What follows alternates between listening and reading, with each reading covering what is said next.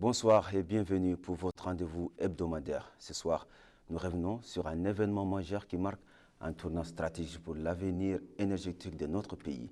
Jeudi dernier, sous la haute supervision de son Excellence le Président de la République, M. Mohamedou Cheikh El Ghazouani, la Mauritanie a franchi une étape historique avec la pose de la première pierre de la première centrale hybride du pays d'une capacité de 220 MW dans la Mourata de Tujinin à Nouakchott-Nord. Ce projet structurant qui combine énergie solaire, énergie éolienne et stockage par batterie s'inscrit pleinement dans la vision des plus hautes autorités du pays visant à renforcer la souveraineté énergétique, assurer un approvisionnement fiable et durable et accélérer la transition vers les énergies renouvelables. Au-delà des chiffres et des infrastructures, cette centrale incarne un nouveau modèle de développement énergétique fondé sur l'innovation, l'implication du secteur privé et la réduction de la dépendance aux combustibles fossiles. Pour mieux comprendre les enjeux techniques et économiques et stratégiques de ce projet inédit, nous recevons ce soir des invités qui vont nous aider à décrypter la portée réelle de cette centrale sur la vie des citoyens, sur l'économie nationale et sur l'avenir énergétique de la Mauritanie. J'ai donc le plaisir de recevoir sur ce plateau M. Zakaria Soumaré, qui est le directeur des énergies renouvelables et de la maîtrise de l'énergie au sein du ministère de l'énergie et du pétrole.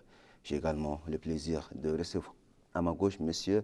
Dahan Taleb Azman, conseiller spécial chargé de la communication et des relations extérieures, groupe Somelec. Bonsoir monsieur. Alors avant de continuer, je vous propose de suivre ce reportage d'Aminata Khan qui revient sur le temps fort de la cérémonie de pose de la première pierre de la première centrale hybride. À peine foulé le sol de la Moukata'a de Tujinin, le président de la République, Mohamedou Cheikh El Ghazouani, a immédiatement procédé à la pose de la première pierre de la centrale hybride d'une capacité de 220 MW.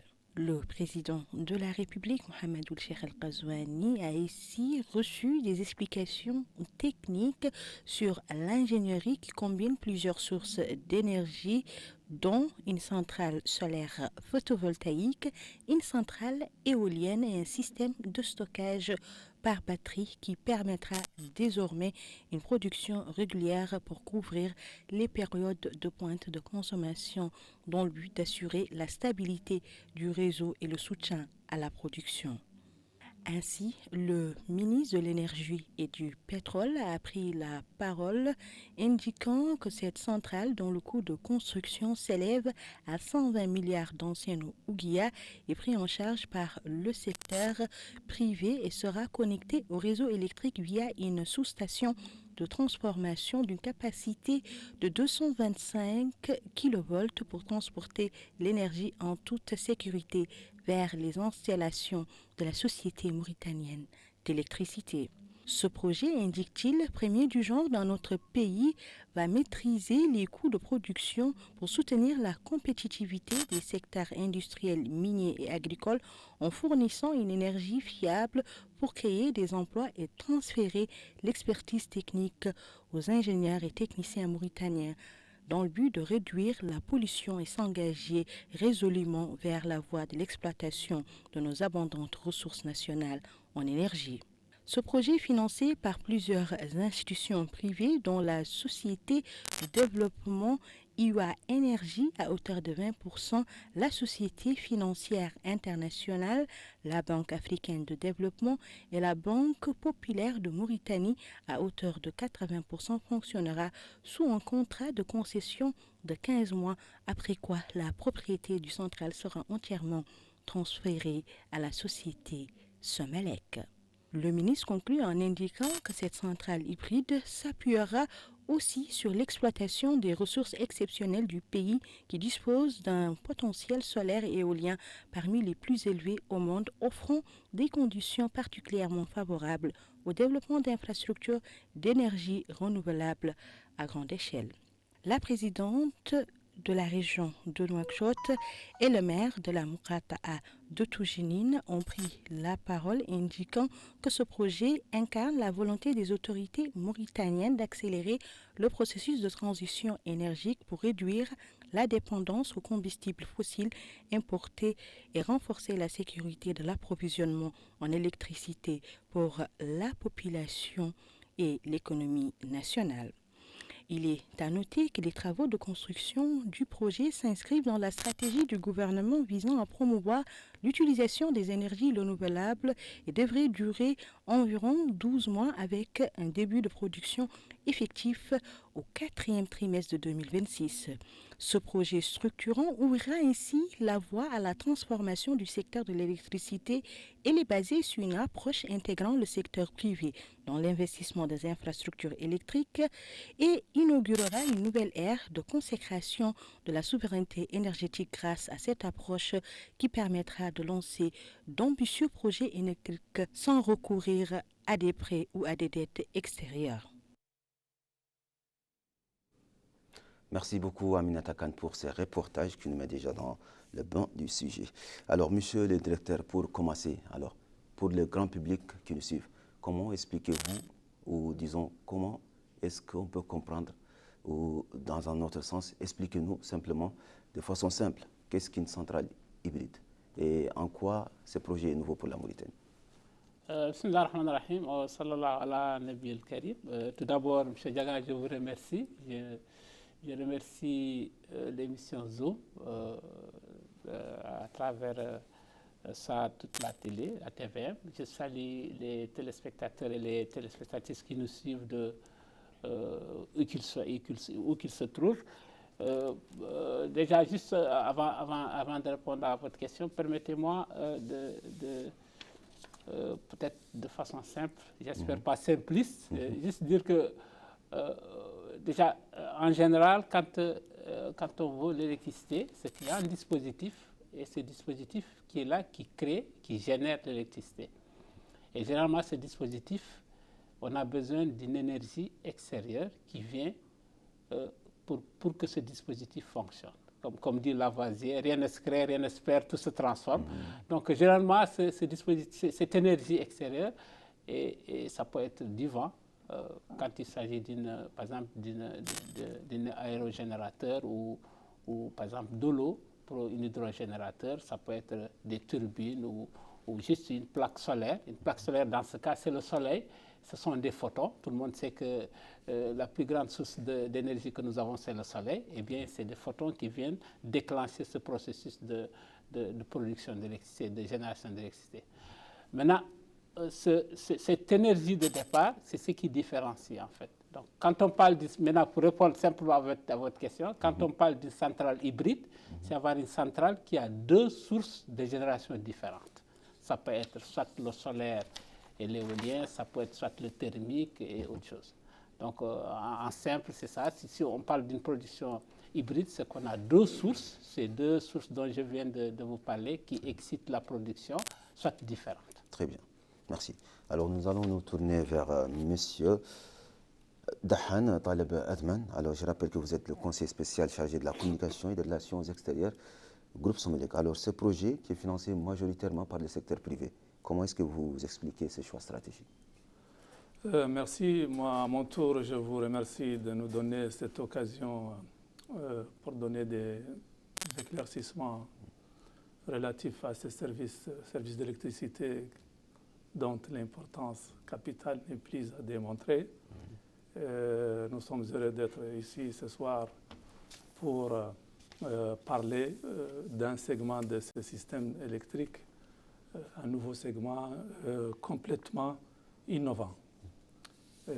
Innovant sur le plan technologique puisqu'il s'agit d'une centrale hybride exclusivement énergie renouvelable. Exclusivement parce que généralement, on a des centrales hybrides liées au thermique. Là, c'est exclusivement énergie renouvelable appuyée sur un stockage d'énergie. Donc, innovant sur le plan technologique, innovant aussi sur le plan financier, parce qu'il s'agit d'un financement privé. C'est pour la première fois que le privé investit dans le secteur d'énergie dans notre pays, secteur de l'énergie. Et innovant aussi sur le plan de la puissance, puisqu'il s'agit quand même d'une centrale de 220 MW.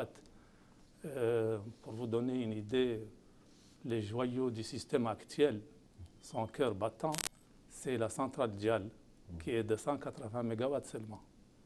Donc cette centrale hybride dépasse largement, en termes de puissance, les unités de production dont nous disposons actuellement. Et donc, il s'agit d'un partenariat gagnant-gagnant. C'est ce qui explique, c'est ce qui garantit la durabilité des projets, c'est que c'est un partenariat gagnant-gagnant. Le privé y trouve son compte, le public également, et la Somalec. Tout le monde est gagnant dans ce projet. Donc voilà, c'est l'orientation maintenant stratégique du pays, c'est d'aller vers ce type de projet, partenariat public-privé, surtout pour les grands investissements, de telle sorte que le public, l'argent public va vers les secteurs, vers les segments du système tels que le transport d'énergie, les lignes de transport haute tension, la distribution ou les petites centrales isolées dispersées dans le pays. C'est ça donc la tendance, c'est que le privé maintenant investisse dans ce secteur suivant cette formule partenariat public-privé. Très bien, vous avez parlé d'innovation, nous allons y rester dans le même sillage justement pour savoir comment est-ce que ou en quoi ce modèle de financement que nous avons signalé qui a été fait sans recours à l'endettement public, alors constitue-t-il une innovation majeure pour la Mauritanie? C'est une innovation, je le disais tantôt, parce que c'est la première fois que le public investit dans le secteur dans notre pays. Et c'est quelque chose, mondialement, c'est la tendance. Privés, vous voulez dire. C'est la tendance mondialement. Quand vous avez un secteur productif, il faut ouvrir la voie au privé pour qu'il investisse et réorienter les fonds publics vers les secteurs non productifs ou les secteurs à rentabilité limitée. Ça, c'est son premier avantage. Et si la Mauritanie n'y est pas allée jusqu'à présent, ce n'était pas un choix. C'est qu'il fallait avoir la crédibilité qu'il faut pour attirer ce genre d'investissement, parce qu'il faut une grande crédibilité pour que le privé vienne investir massivement chez vous. En l'occurrence, il s'agit quand même de 300 millions de dollars qui vont être investis ici en Nouakchott. Donc, il fallait rassurer le privé, rassurer les financiers. Il faut qu'ils aient confiance totalement au pays pour qu'ils acceptent de venir. Donc là, ils commencent à venir, ça va être une première, et nous espérons qu'il y en aura d'autres par la suite. Très bien. Alors, M. Zakaria, pourquoi ce choix d'une combinaison solaire, éolienne et batterie a-t-il été privilégié pour ce projet? Merci pour votre question. Bon, je pense que déjà, techniquement, le solaire et l'éolien se complètent. Ce sont deux énergies, deux sources d'énergie qui se complètent. Généralement, le profil, c'est que toute la journée, on a le soleil et le vent, en général, c'est le soir et c'est la matinale avant que le soleil se lève. En gros, c'est que quand l'autre est là, l'autre n'est pas là. Bon, ce n'est pas une science exacte, mais en gros, c'est comme ça. Et de surcroît, nous avons des batteries qui viennent, qui sont là, qui complètent le moment où il n'y a pas de production. Ces batteries viennent compléter les moments où il n'y a pas de production. Mais avant tout cela, c'est que pourquoi cette centrale, c'est que vraiment il y a eu un travail qui a été fait depuis ces années, à commencer par la vision de son Excellence le Président de la République et aussi de son gouvernement. Donc il y a toute une préparation qui a été faite pendant ces dernières années. Peut-être que ça ne se voit pas tout de suite, mais il y a eu un certain nombre d'arrangements institutionnels, de cadres de loi qui ont été faits, à commencer par la loi BPP, la loi partenariat public-privé, qui a été mise en place en 2017, qui a été réactualisée en 2021. Et aussi le code de l'électricité, c'est un code qui un peu libéralise la production. Vous savez que la production, avant, c'était le monopole de la Somalec, mais là, c'est libéralisé à travers ce code d'électricité. le gouvernement, l'État, la vision, il invite le secteur privé, comme a dit Dahan, qui viennent investir pour la production de l'électricité. Donc, ce choix est le mieux pour ces raisons, mais aussi la conjoncture internationale nous le permet. On ne pouvait pas, il y a quelques années, penser avoir une batterie de 370 MWh. C'est extrêmement coûteux, y compris les panneaux solaires qui étaient excessivement chers. Et là, on a une réduction drastique de ces coûts. Et c'est ce qui nous permet aujourd'hui de pouvoir engager cet investissement. Très bien. Alors, en quoi justement une centrale hybride, qu'on vient de dire, d'une capacité de 220 MW, représente-t-elle un saut qualitatif pour le système électrique national? Déjà, dans les clauses de ce contrat, peut-être qu'on ne va pas rentrer dans les détails de ce contrat, c'est qu'on a une puissance minimale qui est garantie sur le réseau. Ça veut dire quoi? Ça veut dire que nous, on a un certain nombre de la journée, un certain point de la journée. Nous, c'est tous ceux qui sont sur le réseau. Il faut savoir que tous ceux qui sont interconnectés sur le réseau, que ce soit à Kaïdi, que ce soit à Rosso ou ailleurs, nous sommes dans le même bateau. Donc, et on est obligé de produire un peu en-dessus de la demande d'accès. C'est ça le problème de l'électricité, c'est qu'on ne peut pas garder. Ce n'est pas comme de l'eau, il y a un réservoir, on garde quand on a besoin, on le prend. Non, on doit produire de façon instantanée, et on va consommer de façon instantanée. Et si nous avons trop de demandes et que la production, l'offre n'est pas suffisante, c'est ce qu'on appelle le blackout. On appelle ça coupure générale. Donc, tout le monde dit coupure générale, mais en fait, c'est un blackout total. Et le fait d'avoir une puissance, par exemple, de 60, en l'occurrence ce projet, avoir une puissance de 60 MW continue, aux heures voulues, aux heures données conformément au contrat, nous permet, de stabiliser ce réseau, nous permet d'éviter un certain nombre de problèmes qui sont liés, par exemple, à la consommation brusque ou à la production brusque. Donc, 60 mégas sur le réseau, c'est un excellent moyen de stabiliser le réseau et ça permet de régler beaucoup de problèmes, notamment liés à la fréquence et à la tension. Donc on peut dire que ce projet va beaucoup faire du bien, c'est-à-dire aux coupures qui sont, comme vous venez de dire, les coupures générales. Absolument. Le fait que nous ayons deux batteries sur ce système, ça permet de régler un certain nombre de problèmes, notamment, comme j'ai dit, s'il y a une augmentation brusque de la consommation ou de la production, des fluctuations, ça permet de les régler effectivement. D'accord, très bien. Alors, M. Dahan, pouvez-vous nous parler de l'impact qu'aura ce projet sur la production ou sur le coût de production de l'électricité à moyen et long terme pour la Somelec?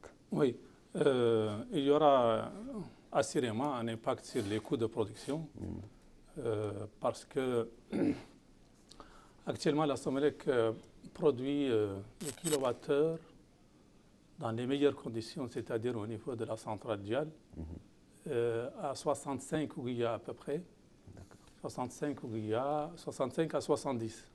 Ça peut même aller au-delà de ce coût quand il y a au moment où il y a 2 ou 3 années, quand il y a eu la crise énergétique, le prix du kilowattheure est allé jusqu'à 100 ouguiya. Il a dépassé même 100 ouguiya. 100 ouguiya nouvelle ou ancienne monnaie? Ancienne. Très bien. Alors qu'actuellement, le prix moyen, le prix de la tranche en take or pay, c'est-à-dire la tranche de 60 mégas qui va être achetée obligatoirement par la Somelec, le prix est de 10,2 cents, c'est-à-dire à peu près 40 ouguiya. Donc imaginez que vous économisiez 25 ouguiya par kilowattheure. Ça va faire un gain énorme au bout de l'année. C'est un gain énorme. Donc l'impact financier sur le coût de production est considérable. Okay. Ça, c'est certain. Sur la stabilité des réseaux aussi, comme le disait Zakaria tout à l'heure, ce projet, pour sa composante stockage par batterie, va pouvoir résorber les fluctuations qui occasionnaient des coupures d'électricité. Et donc, ça va participer aussi à la stabilité du système et de l'approvisionnement du pays. Ces avantages sont énormes, on peut continuer à les énumérer longuement. Donc il y a la stabilité. Il y a aussi le fait que cette centrale vient à point nommé. C'est-à-dire qu'au moment où cette centrale va être achevée, les moyens de production de la Somalec seront saturés ou même dépassés, certainement. Très bien. Dépassés, c'est-à-dire que la demande va dépasser les capacités de production de la Somalec. Donc, cette centrale vient aussi à point nommé pour secourir les ouvrages de production de la Somalec qui seront à ce moment-là, qui sans ce projet et sans d'autres actions qui sont prévues, on risquerait fort d'aller vers les délestages, comme le disait Zakaria, à cause d'un déficit de production par rapport à la demande. D'accord. Et ça, on a parlé du côté de la Somalec. Alors là, pour les consommateurs, est-ce qu'ils peuvent s'attendre à une baisse oui, effectivement. Il faut s'y attendre directement parce que l'un des objectifs de l'État, objectif stratégique de l'État, c'est d'offrir un kilowattheure compétitif et fiable pour redynamiser l'économie nationale et tout ça. Donc, réduire les coûts de production à la consommation est un objectif stratégique poursuivi par les autorités. Très bien. Monsieur Zakaria, vous nous avez parlé tout à l'heure de batteries qui sont d'une capacité de 370 mégawattheures. Alors, comment pouvez-vous revenir sur le rôle précisément qu'ils jouent pour la stabilité et la continuité de l'approvisionnement? Oui, les batteries, en fait, comme disait Dahan et comme on l'a dit tout à l'heure, les batteries, en fait, c'est que pendant la journée, nous avons l'éolien et le solaire qui fonctionnent et on a un excédent de production. Cet excédent va servir à recharger les batteries. Donc ces batteries seront là, une fois chargées, le moment où il y aura des déficits de production, comme je l'ai dit, par exemple le soir, imagine le soir c'est sûr qu'il n'y a pas de soleil, et imagine qu'il y a un moment où il n'y a pas de vent. Et ces batteries vont restituer la puissance voulue sur le réseau. Donc en gros, ça veut dire que nous avons une puissance constante qui est fournie sur le réseau et ça, on l'a dit tout à l'heure, ça réduit les fluctuations. S'il y a des petites fluctuations dues à la production, à la consommation, ces batteries peuvent les régler. Et aussi, nous avons, ça c'est ce qu'on appelle la stabilité de fréquence et des réseaux. Et cela, ça règle le problème de coupure. Le plus souvent, on a ce genre de fluctuations qui font qu'il y a des coupures, mais ces batteries peuvent instantanément restituer cette marque de production et du coup, on a une stabilité des réseaux. C'est-à-dire que si on a, par exemple, quelques journées où il n'y a pas assez de soleil ou assez de vent, ces batteries qui ont déjà condensé, cumulé beaucoup d'énergie, peuvent jouer le rôle du soleil et du vent qui ne sont pas présents à cet instant court. C'est à peu près comme ça, mais je ne dirais pas en termes de journée. Je pense qu'on va parce qu'on est un pays qui a un jugement éolien et solaire énorme. Il y a une revue récemment qui a publié sur l'ensemble de l'Afrique. La Mauritanie a été classée numéro 1 pour le solaire, c'est-à-dire que jugement potentiel, c'est-à-dire que le potentiel solaire. On était numéro 1 au solaire et numéro 2 à l'éolien. Nous avons une moyenne de 9 mètres par seconde à une hauteur de 90 mètres et parfois on peut avoir 11 mètres par seconde, ce qui est énorme.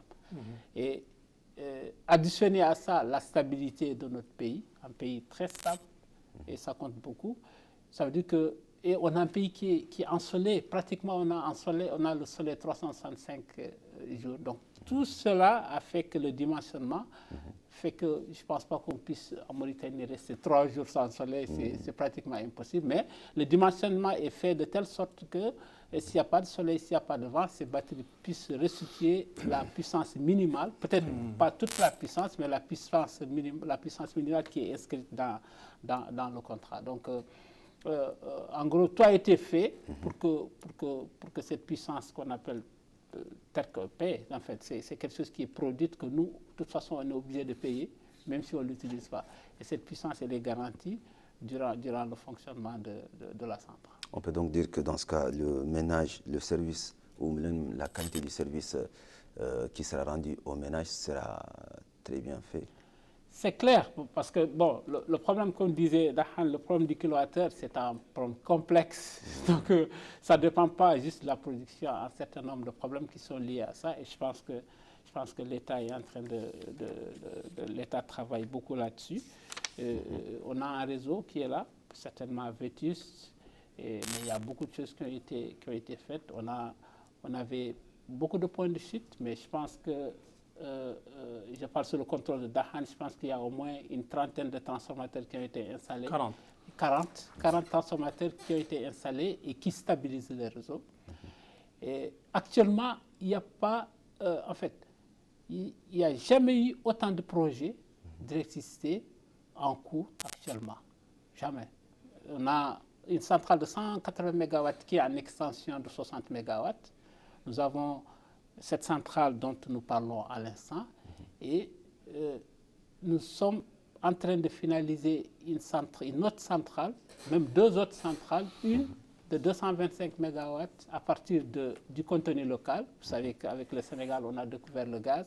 Donc, l'une des politiques du pays, c'est de se désengager de la dépendance du fuel, qui est excessivement cher et dont un simple conflit XY peut jouer sur les coûts. Donc il y a cette politique d'être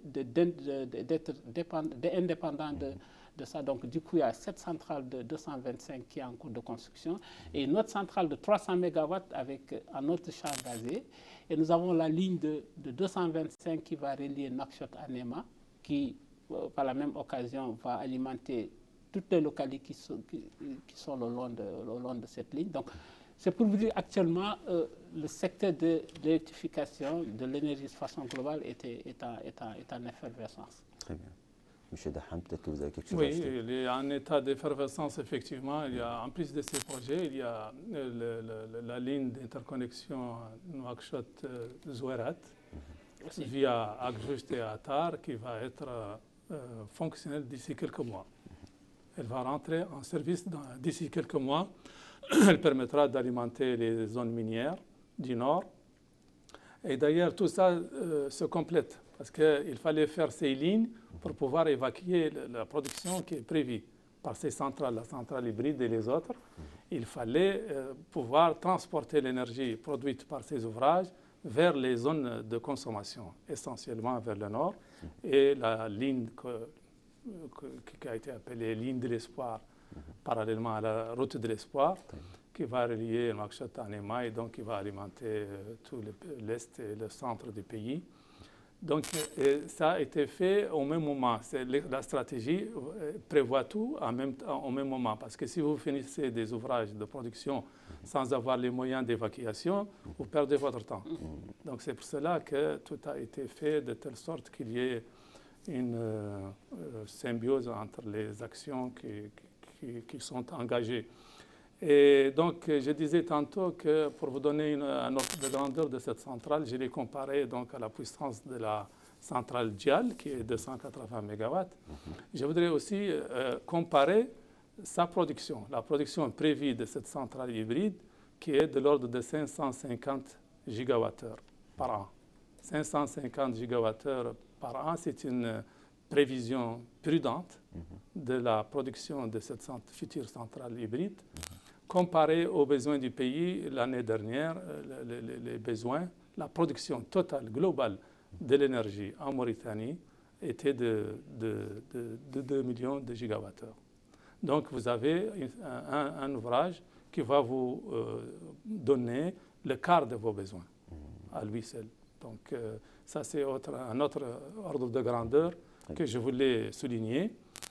Et ça rentre aussi dans l'autre objectif qui est celui d'améliorer le mix énergétique national en introduisant massivement les énergies renouvelables. Et l'objectif est d'arriver à 70% en énergie renouvelable. 70% en énergie renouvelable, c'est l'objectif poursuivi. Et donc, il y a d'autres centrales, il y a d'autres projets qui poursuivent le même objectif. Et nous aurons bientôt déjà le démarrage d'un projet d'hybridation d'une dizaine de centrales à l'intérieur du pays, hybridation solaire thermique à l'intérieur du pays. Tout ça conjugue à parvenir à arriver à cet objectif ambitieux, très ambitieux, de 70% en énergie renouvelable. Et en un temps déjà déterminé? C'est-à-dire à l'horizon? Oui, je ne peux pas fixer un horizon, mais déjà vous avez ce projet qui est très important, qui va nous amener déjà assez loin, qui va s'achever pour une première partie dans 12 mois et la deuxième en 18 mois, je pense. La partie éolienne va s'achever dans 18 mois. La partie solaire va être fonctionnelle dans 12 mois. Donc déjà, ça va améliorer de façon notoire les mix énergétiques nationaux et donc tout ce qui va avec, réduction des coûts, réduction des émissions des gaz à effet de serre pour l'environnement et énormément d'avantages. S'agissant de la compétitivité des secteurs industriels, miniers et même agricoles, comment est-ce que ce projet arrive à renforcer cette compétitivité? Exactement. Les industriels ne demandent que ça. En général, on dit que le coût de l'énergie contribue à hauteur de 70% des industries. Si vous avez une industrie qui fabrique des bouteilles d'eau, généralement, la charge de la fabrication de ces bouteilles d'eau est de 70% en termes d'énergie. C'est-à-dire que l'énergie vous aura coûté 70%.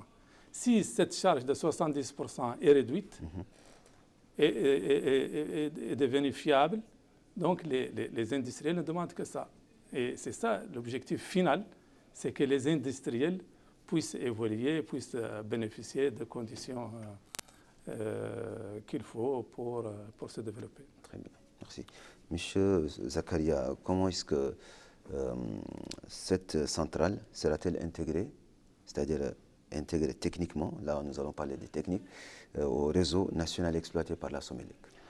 Oui, cette centrale, c'est en fait ce qui a été convenu, c'est qu'elle va être injectée sur la ligne de haute tension. Vous savez, nous avons une ligne haute tension de 225 et cette centrale va être injectée directement sur la ligne haute tension via un poste de transformateur élévateur.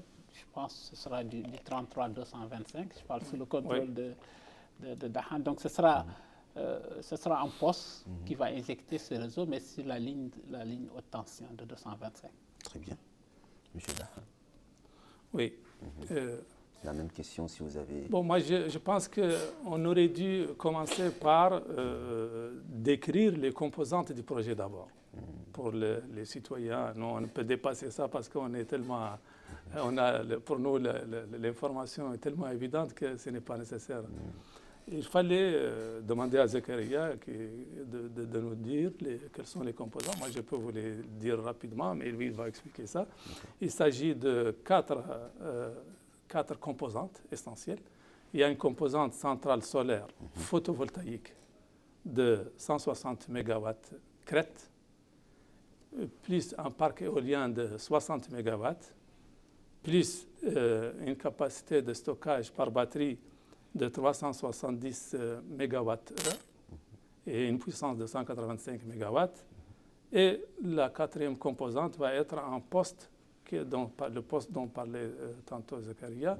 C'est un poste d'évacuation qui va permettre donc d'évacuer la production de cette centrale sur les réseaux interconnectés de la Somelec via un poste de transformation 33-225 kV qui aura un autre impact sur la stabilité. Ce poste à lui seul aura un impact extrêmement important sur la stabilité des réseaux en Nouakchott, parce qu'il va permettre d'avoir à la Somelec d'avoir pratiquement une boucle en haute tension autour de Nouakchott. C'est-à-dire que vous allez pouvoir alimenter Nouakchott de plusieurs côtés.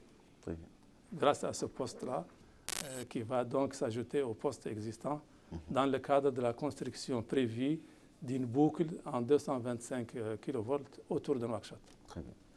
Monsieur Zakaria, vous allez justement nous parler de ces composantes et puis je profite aussi pour vous demander de nous expliquer un peu la réduction de la dépendance de la Mauritanie aux énergies fossiles après que ce projet soit concrétisé?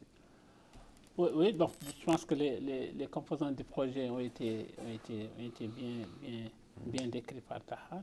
Pour ce qui est de la dépendance du fuel, c'est une évidence. Déjà, nous avons une source, les sources dont j'ai discuté tout à l'heure sont solaires et éoliennes, c'est-à-dire sont nationales. Ils dépendent du bon Dieu, du bon Dieu, et donc c'est gratuit, en tout cas pour nous. Et tout le monde sait que actuellement, la Mauritanie est dépendante, fortement dépendante du fuel que nous importons. Et nous sommes sensibles aux fluctuations internationales.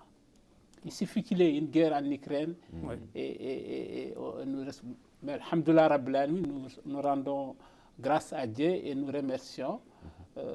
Partout dans le monde, ce coût d'énergie a explosé. Mais en Mauritanie, nous avons toujours...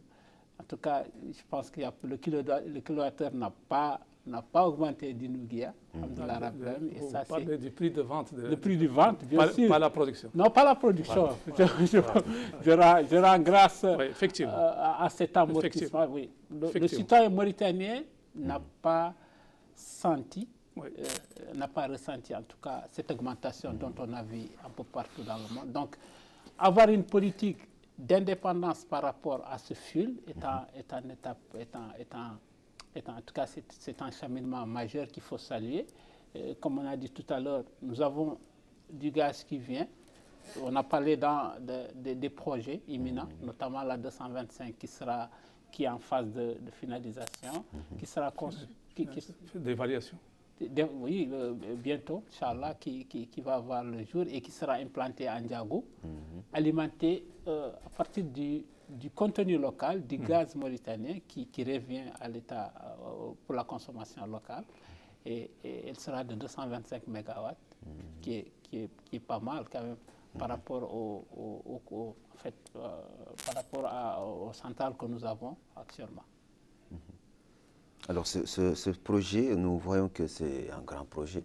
Alors, quelles sont ou quelles peuvent être les difficultés ou même les défis rencontrés lors de sa mise en œuvre? Les défis sont majeurs. Déjà, c'est une nouvelle technologie, ça il faut le reconnaître. Et le secteur privé, le porteur de projet, ils savent aussi bien que nous que la pérennisation de ce projet à moyen long terme dépend d'une maintenance qui, à mon avis, doit être locale, parce que lors de la préparation de projet, nous avons mis un accent majeur sur ça. Et alhamdoulilah, on a eu une société qui est de droit mauritanien. C'est vrai qu'il y a des partenaires, mais c'est une société mauritanienne. Donc, à coup sûr, il y aura des transferts de technologie. Et actuellement, sur le marché mauritanien, il y a des jeunes et des femmes qui sont compétents, certes qui auront besoin de renforcement de capacité, de formation spécifique sur certains domaines, mais à coup sûr, moi, j'ai aucun doute que ce projet puisse se réaliser. Et d'autant plus que, en gros, ce genre d'installation, la mise en œuvre, ça demande une implication dès le départ des ingénieurs, des techniciens pour qu'ils puissent à long terme maîtriser cette technologie et qui n'est que le démarrage pour la Mauritanie. Il y aura beaucoup d'autres projets qui vont suivre. L'État a investi depuis des années des milliards et des milliards. On est un pays comme tous les autres. C'est en tournant dans le monde que le secteur privé soit invité dans la production, dans la libération de la production d'électricité. Et c'est le cas, je pense qu'on est qu'au point de départ, au tout début de ce processus. C'est un grand avantage justement que peut-être M. Dahan va nous parler aussi même des bénéfices que ce projet va apporter, notamment la création d'emplois peut-être. Oui, je continue juste la phrase qu'il a dit, Zakaria, c'est que la tendance mondiale maintenant, c'est d'aller vers l'introduction du privé dans ce type d'investissement. Pour vous donner un exemple, l'opérateur historique de l'électricité du Maroc voisin, l'ONE, ne gère aucune centrale. Vous voyez, c'est comme si on disait que la Somelec ne gère aucune centrale. Il ne gère que le réseau de transport. Pour l'ONE, le réseo de transport seulement. Ça veut dire quoi? Ça veut dire que les activités génératrices de bénéfices doivent être cédées au privé. Ça, c'est un grand avantage. D'ailleurs, on aurait dû le citer en premier lieu, l'avantage selon lequel cette centrale va être exploitée par le privé qui l'a construite. C'est la Somelec n'entrera pas dans les contingences de l'exploitation et de la maintenance. La seule obligation de la Somelec, c'est d'acheter au moins les 60 mégas prévus dans le contrat de vente, contrat d'achat. Ouais, juste pour rebondir, ce genre de projet, en fait, on a une première contrainte, on l'a expliqué, je pense que c'est connu, c'est que c'est dépendant de l'air et du soleil. C'est des choses que nous ne maîtrisons pas, mais la technologie a avancé aujourd'hui. Il y a la prévision du climat, il y a la prévision donc, sur ce plan, je pense que c'est gérable. On peut prévoir 2 ou 3 jours, même une semaine, le temps qu'il va faire. Donc ça pourra un peu aider à la décision. Et l'autre partie, c'est ce dont on parlait, ça dépend du contenu local, parce que c'est la gestion, en fait, c'est l'operating et la maintenance qui va vraiment donner un avantage à ce projet. Ce sont des installations généralement assez simples à mettre en place. Ce sont des plug and play. Ce n'est plus comme avant. Tout est venu, tout est monté sur place. Mais l'enjeu, ce sera la maintenance. D'autant plus qu'on est un pays très poussiéreux. Vous savez que les panneaux solaires sont très sensibles au grain, au sable. Donc, il suffit que le sable se dépose là-dessus et on peut aller jusqu'à 25-30% de perte de puissance. Donc, ça demande une maintenance régulière, une maintenance préventive. Et c'est l'un des enjeux, l'un des défis pour ce genre de projet. Très bien. Oui, vous disiez tout à l'heure, Zakaria, que l'éolien et le solaire se complétaient. Effectivement, ils se complétaient non seulement en 24 heures, c'est-à-dire que quand il n'y a pas de soleil, le vent continue la production, mais aussi au cours de l'année. Au cours des saisons de l'année, à un moment donné, la production de l'éolien baisse durant l'été essentiellement.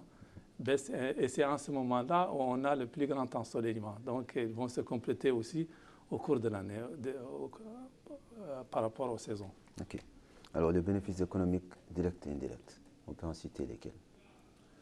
Le bénéfice direct, c'est la réduction immédiate des coûts de production de l'électricité pour le pays. Je vous ai parlé de la différence, c'est la différence de 25 ouguiya par kilowattheure. Vous faites l'opération, vous multipliez par 200 millions de kilowattheures, vous avez... C'est beaucoup. Oui, donc voilà. Et l'avantage économique, c'est qu'une énergie fiable et bon marché va booster les industries dans le pays de façon très importante. Parce que je disais tantôt que la charge de l'électricité, de l'énergie représente 70% dans les industries. Donc si vous avez votre charge de 70% qui va être réduite de moitié, c'est quelque chose qui va rendre les industries en Mauritanie compétitives. Et il va falloir donc trouver des marchés extérieurs et tout ça.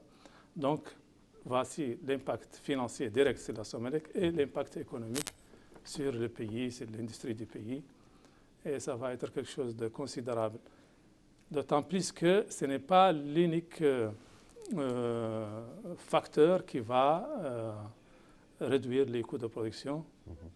Zakaria vous a parlé des centrales à gaz qui sont prévues et qui sont aussi prévues en PPP. PPP, c'est-à-dire que l'État ne va pas encore là investir de l'argent. C'est le privé qui va venir transformer le combustible en électricité et l'évacuer sur les réseaux haute tension de la Somelec qui est en cours de construction actuellement. Très bien, très bien. Alors on peut donc dire que ce projet, il envoie un message très fort aux investisseurs, que ce soit nationaux et internationaux. Oui, un message d'espoir. Et donc, les incertitudes, on est en train de sortir un peu du malaise des électriciens, comme on l'appelle. On est en train de sortir grâce à ces projets structurants qui sont en cours. Et donc, le stress et le malaise des électriciens dont souffrait la Somelec jusque-là c'est un message d'espoir aussi pour eux que les choses vont être beaucoup plus faciles. Oui, tout à fait. Je reviens d'Ahad. Je confirme qu'au niveau du ministère, il n'y a pas une journée qu'on ne reçoit pas une proposition en ce sens. Que ce soit des États-Unis, de l'Europe et même de l'Afrique. Il y a beaucoup de sociétés africaines qui sont constituées et qui sont investies et qui nous font des propositions. Donc, à coup sûr, ce premier projet a lancé, c'est un appel d'air que la Mauritanie a fait au monde entier et nous en recevons chaque jour des propositions sous différentes formes. Et si ça signifie quelque chose, que les investisseurs se bousculent en Mauritanie maintenant, c'est que la solvabilité et la crédibilité du pays sont maintenant à un niveau tel que les soucis que les investisseurs avaient ont disparu. Très bien. Alors justement, M. Soumaré, je reviens vers vous pour savoir est-ce qu'il y a eu ou même il est prévu un transfert de compétences au profit des techniciens et des ingénieurs mauritaniens. Oui, déjà, comme je disais tout à l'heure, c'est une société mauritanienne, droit mauritanien. Mais bien avant ça, lors de la conception de projet, nous avons mis un accent sur ce transfert de compétences. Et ce contenu local est primordial pour nous. Et Dieu a fait qu'on est bien tombé. On est tombé sur une société mauritanienne de droit mauritanien qui est ici avec nous. Et à coup sûr, sur ce plan, je pense qu'on est bien servi. Comme je disais tout à l'heure, la jeunesse mauritanienne, elle est bien formée, elle est là. Il y a là des formations locales, des techniciens. Il y a aussi d'autres qui sont formés ailleurs. Et à coup sûr, j'ai aucun doute vraiment sur la réussite de ce projet. Et ce projet, comme je l'ai dit, la technologie a avancé. Maintenant, c'est du plug and play, comme je disais tout à l'heure. Les choses sont, on les monte juste. On vient, on les raccorde, on les monte, on les fixe. Ce n'est plus une technologie qui est là, qui prend du temps, la mise en place, elle se fait très rapidement. Elle est déjà conçue ailleurs. C'est juste comme on dit en anglais, plug and play. On vient, on les emboîte, on les branche. Mais la clé, c'est la durabilité du projet, c'est la maintenance, OEM, Operating and Maintenance, qui dans le temps. Donc il faudrait, comme je l'ai dit, le contexte mauritanien très sablonneux, un pays très sablonneux, et il faudra prévoir un peu des pannes techniques. En tout cas, c'est le quotidien. Ça demande un suivi rigoureux. Et j'ai aucun doute que nous avons les compétences nécessaires locales, bien sûr qui doivent être accompagnées, ça c'est une évidence. Mais à coup sûr, c'est bénéfique pour nous. Très bien. Monsieur Dahan, peut-être que vous allez nous parler vous allez nous dire comment est-ce que ce projet s'inscrit dans la stratégie nationale de transition énergétique portée par l'État. Effectivement, la transition énergétique, c'est ça. Par définition, c'est l'introduction des énergies renouvelables dans la production d'électricité. C'est ça ce qu'on appelle transition énergétique, passage des énergies fossiles vers les énergies renouvelables. Et il faut dire que nous avons déjà franchi des étapes importantes. Maintenant, on est à 48% en énergie renouvelable, y compris l'hydroélectricité. Avec l'hydroélectricité, on est déjà à 48%. Mais ces 52% en thermique coûtent excessivement cher.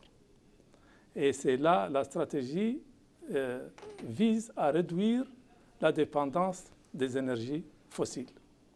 Plus on diminue cette dépendance, plus on a un kilowattheure compétitif et fiable. Et c'est ça l'objectif essentiel vers lequel convergent toutes les actions engagées par le gouvernement. Justement, après 15 ans de concession, voilà.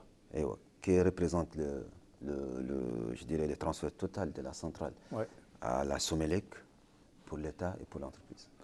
Oui, effectivement, ça c'est un autre grand avantage parce que, et là moi je parle sous le contrôle de Zakaria, je crois qu'un ouvrage comme celui-là, en photovoltaïque et éolien, après 15 ans, peut être rétrocédé dans de bonnes conditions.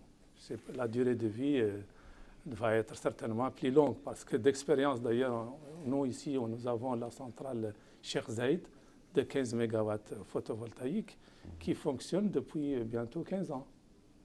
En tout cas, plus d'une décennie, elle est là, elle est fonctionnelle. Depuis 2013, oui. 2013. 2013, il est là, il fonctionne toujours. C'est-à-dire que 2013, c'est combien d'années déjà? Ça fait 12-13 ans. 12-13 ans déjà. Donc nous savons que le privé va céder à la Somelec des ouvrages qui fonctionnent encore. Très bien. Ça, c'est un autre grand avantage. Qui fonctionne encore et qui, entre-temps, la Somelec aura développé les compétences nécessaires pour être à même de l'exploiter suivant les normes internationales. C'est prévu, ce contenu local est prévu dans le marché. Très bien. Monsieur Zakaria, alors à terme, cette expérience peut-elle servir pour que des projets similaires soient démarrés peut-être à l'intérieur du pays? Absolument. Attention, nous avons commencé à l'intérieur du pays. Peut-être que, juste pour rebondir, dire que ce n'est pas une première pour nous d'avoir des centrales hybrides.